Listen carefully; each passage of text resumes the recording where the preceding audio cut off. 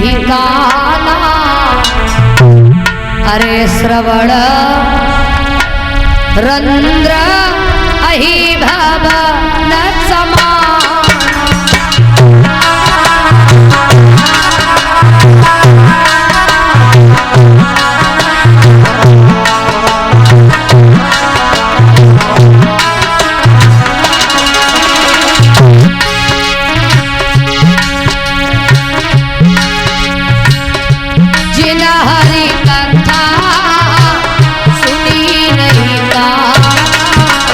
श्रवण भवन समान।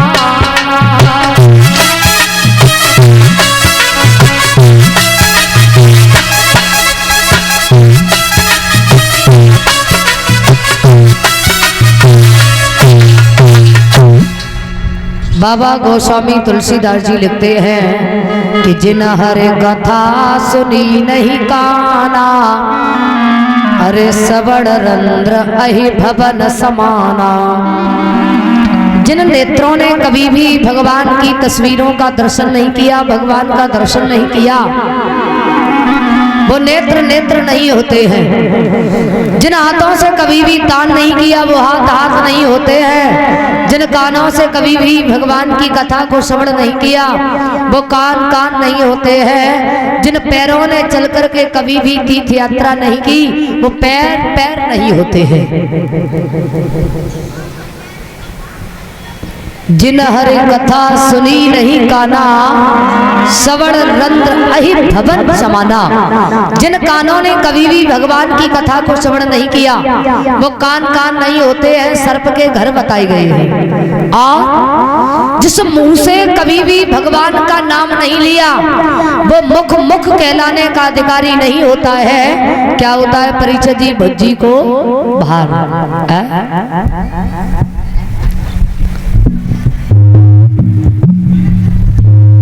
जब माँ के गर्भ में उल्टे लटके तो भगवान से विनती की कि प्रभु जब हम संसार में जाएंगे, बाहर आएंगे, तो आपका भजन करेंगे, आपका गुणानुवाद करेंगे, लेकिन बाहर आकर के संसार की माया में लिप्त हो गए, भगवान को भूल गए। इस संसार में आए हो तो दूसरे के हित में जीना, पराये हित में कार्य करना, दूसरों की मदद करना, ये हमारा धर्म है।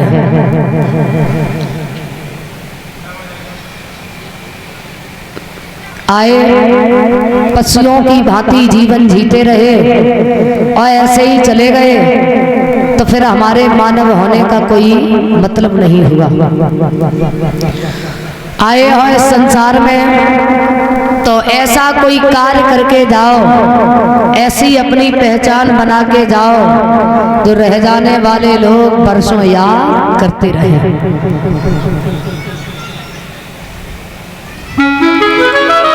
श्री हर गंगा नदी के किनारे जहाँ पर 88,000 ऋषियों का समूह लगा हुआ है, श्री व्यास नंदन सुखदेव जी अभिमन्यु पुत्र परीक्षित को कथा का श्रवण करा रहे हैं कि हे राजन परीक्षित। परीक्षित जी, कथा का प्रसंग कहाँ पर चल रहा था? परीक्षित जी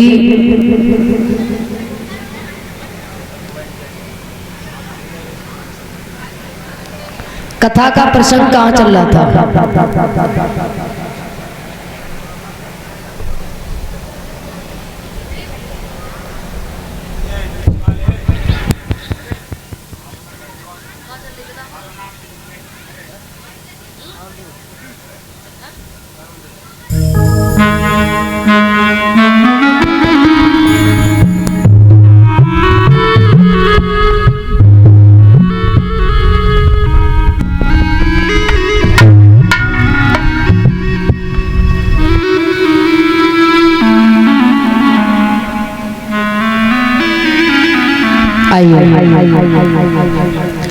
श्री सुखदेव जी वर्णन करते हैं कि हे राजन परीक्षित,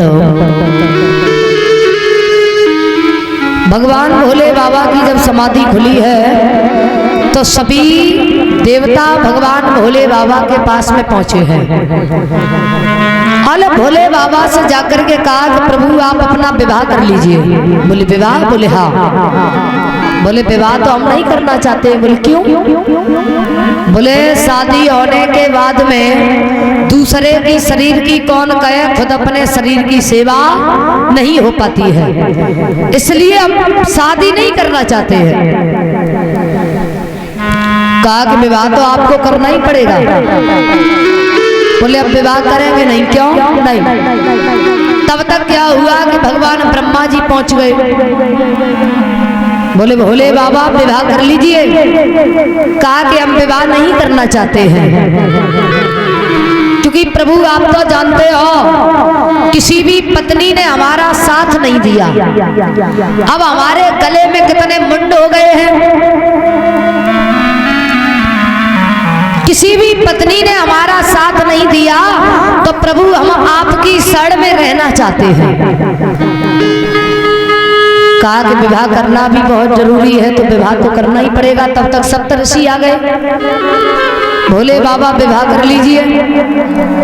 कहा कि विवाह होने के बाद में दूसरे के शरीर की कौन कहे, खुद अपने शरीर की सेवा नहीं हो पाती है। और 4 दिन नाय हो पात घर में नाय घुस पाता से पहले ही कौनिया लगती महाराज। घर में घुसे हो बाजार चौना जाओ जी, हल्द लाओ मिर्च लाओ तुम धनिया लाओ, कूटवे के काजे धनकोटा मंगाओ जी, तासे जे लड़ुआ भले रोटन से लड़ुआ भरे, रूखी खाओ चे सूखी सरकाओ जी, रात के सिनेमा से 1:30 बजे आओ जी, थोड़ा नहीं फुंसी नहीं डॉक्टर हकीमन से जेब को बचाओ जी, जाड़े में 4-4 महीना न नहाओ जी, और कुआरे रहोगे तो लला सुखारे रहोगे, जाने बूझ के नाक में नकेल ना कराओ जी। शादी बड़ो बवाल। अब ऐसा नहीं है कि शादी बड़ो बवाल तो शादी न करो, यानी कि सृष्टि के लिए शादी होना भी अति आवश्यक है, शादी होना ही बहुत जरूरी है। कहा तो विवाह तो आपको करना ही पड़ेगा। बोले तो विवाह करें किनसे? बोले तुम्हें नहीं मालूम।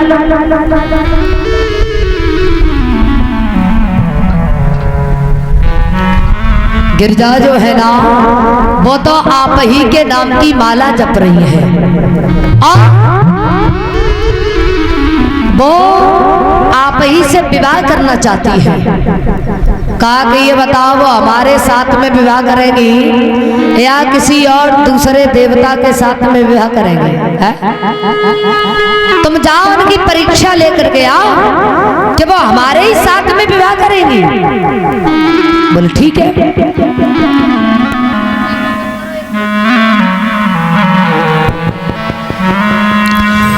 आज सप्तऋषि गिरजा के नजदीक पहुंचे हैं,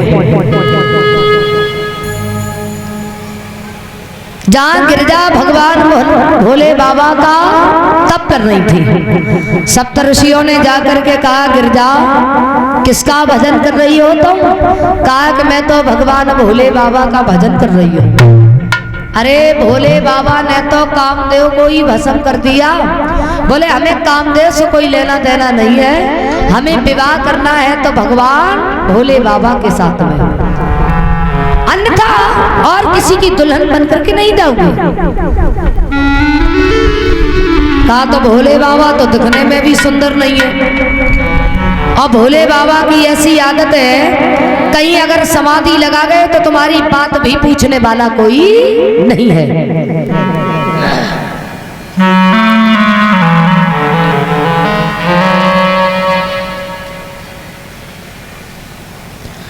कहा तो तुम भोले बाबा के साथ में शादी न करो, बताओ तुम्हारी शादी भगवान विष्णु के साथ में करा दे, वो दिखने में बहुत सुंदर है,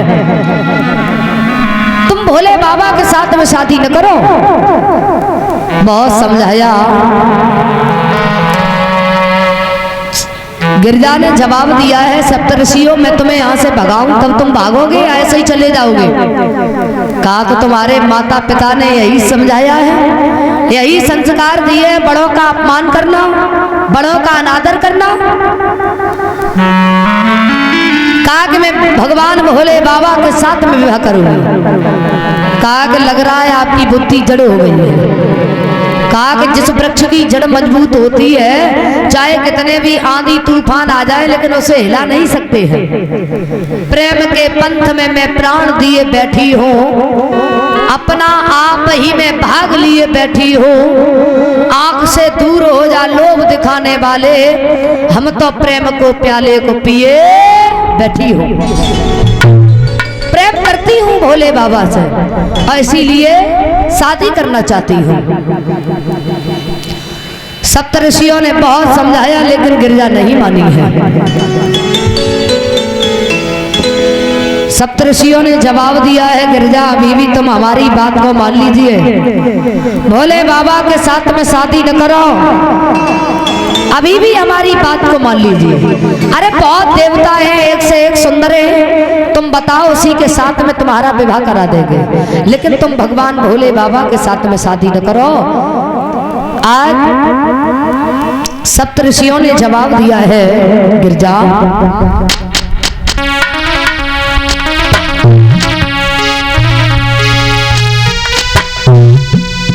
कि गिरिजा हम सब समझाते बिन मतलब नाच नचाती हो, अरे काम देव तो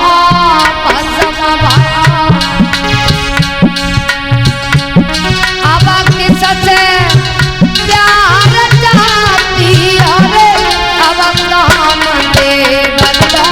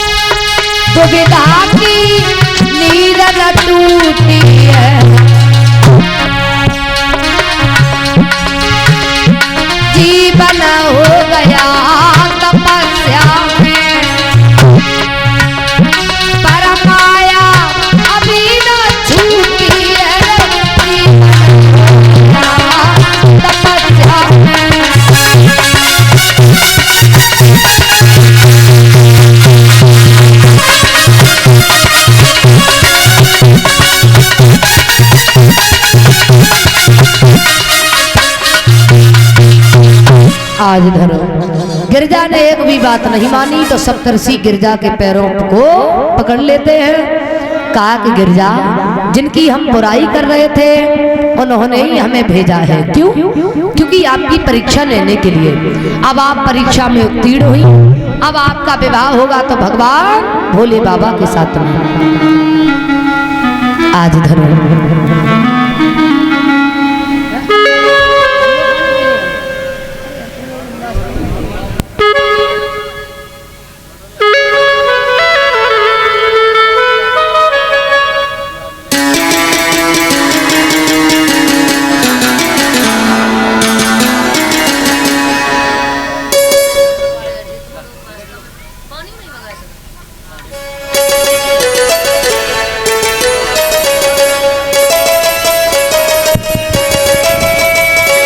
महाराज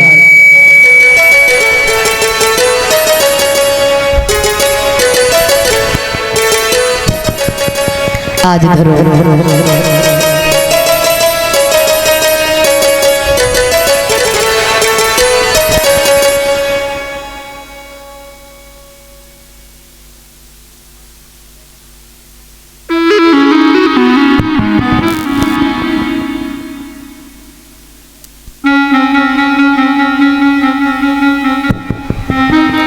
बोलिए वृंदावन में हरि लाल की। आज धरो। सप्तऋषियों ने कहा है कि हमें भगवान भोले बाबा ने भेजा है आपकी परीक्षा लेने के लिए। अब आप परीक्षा में उत्तीर्ण हुई, आपका विवाह होगा तो भगवान भोले बाबा के साथ में। आप चिंता मत करिए। जाकर के सप्तऋषि महाराज हिमांचल के यहाँ पर पहुंचे हैं। तो महाराज हिमांचल ने रथ भेजा, गिरिजा को बुलवा लिया है और जब गिरिजा को बुलवा लिया तो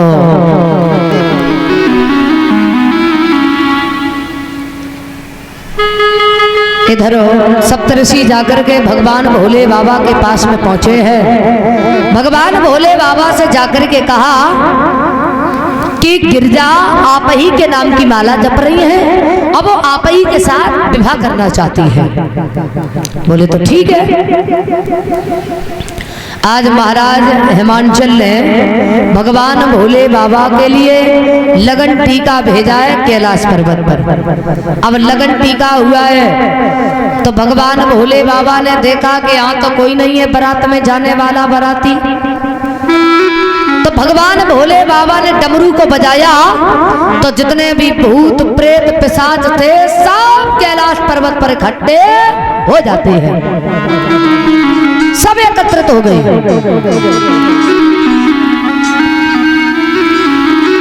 नादिया से कहा कि तुम जाओ शुक्र शनिचर को लेकर के आओ।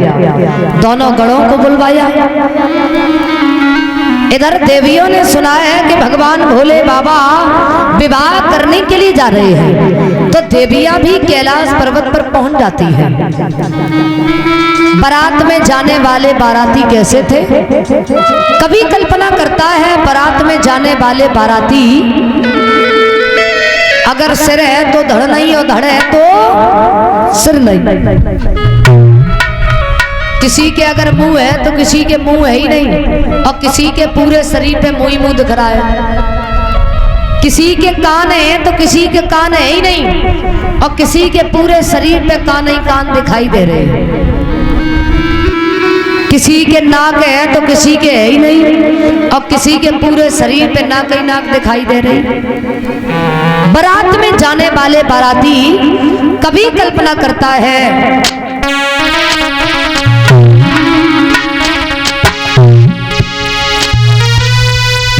कि कुछ दे बिना कुछ शीश बिना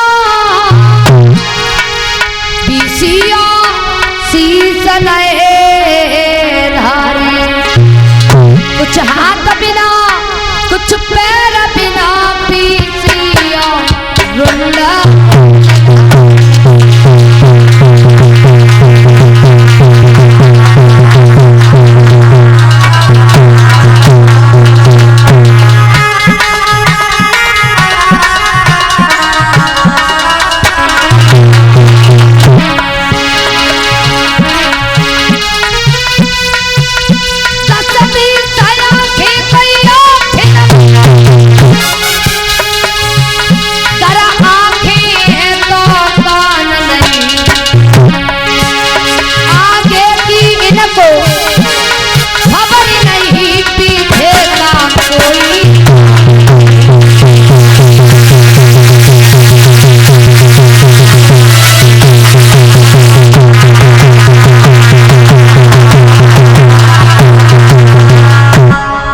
बारात में जाने वाले बाराती किसी के सिर है तो धड़ नहीं, धड़ है तो सिर नहीं। बड़े बड़े दांतों वाले भूत जब एकत्रित हुए हैं कैलाश पर्वत पर, देवियां बोली हैं भोले बाबा अब आप दूल्हा बनो। बोले दूल्हा? बोले हाँ। बोले हमें क्या जरूरत है दूल्हा बनने की, हम तो ठीक ही है। बोले चलो। नारद जी बोले नहीं, दूल्हे का भी बहुत श्रृंगार होता है, आपको दूल्हा बनना पड़ेगा। सबसे पहले हल्दी का काम आता है। भगवान भोले बाबा ने विचार किया कि इतनी हल्दी कहां से आएगी, यहाँ तो कुछ भी नहीं है। तो अंदर गुफा में प्रवेश करते हैं जहाँ भस्म रखी हुई थी, पूरे शरीर पर भस्म को लपेट लिया। बोले अब हल्दी का तो काम चल गया। कहा कि सिर पे मोहर भी नहीं है, हाथ में कंकन भी नहीं है। एक बड़े फन वाला नाग लिया, सिर पे बांध लिया। बोले सेहरा का तो काम चल गया। बोले नारद जी ये कैसा रहा? बोले बहुत बढ़िया। एक छोटी सी पतली सी नागिन पकड़ी, हाथ में लपेट ली, ऊपर से बिच्छू चिपका लिया, कंकन बन गया। बोले नारद जी कैसे रहो? बोले जो तो बाबू से बढ़िया रहो। भगवान भोले बाबा जब दूल्हा बने हैं कि हल्दी चढ़वाने के बदले तन भस्म रमाई भोला ने, अंधे बैलन संग भूतन की बारात सजाई भोला ने। नागिनिया सुगड़ कंगनियाए छल्लों की छटा न्यारी है, वह प्रेत पिशाच बराती है, भोला ढूंढा बैल की सवारी है। आज धरो भगवान भोले बाबा दूल्हा बनकर के जब आगे बढ़े हैं तो देवियां सभी मंगल गीत गा रही हैं, बड़ी प्रसन्न है, बड़ी प्रसन्न है। भगवान भोले बाबा को विदा कर रही हैं। भूत पिशाच जो थे बड़ा ही शोर कर रहे हैं। नारद जी बोले अब बढ़िया रहो, अब ना आतिशबाजी की जरूरत है ना बैंड बाजा की जरूरत है। जैसे ये लोग यहाँ शोर कर रहे हैं वैसे ही जा करके वहां करेंगे, अब किसी चीज की आवश्यकता नहीं। चलो भोले बाबा बारात को लेकर के जब आगे बढ़े हैं दूल्हा बन करके तो देवियां मंगल गीत गा रही हैं, बड़ी प्रसन्न है। भगवान भोले बाबा को विदा कर रही हैं।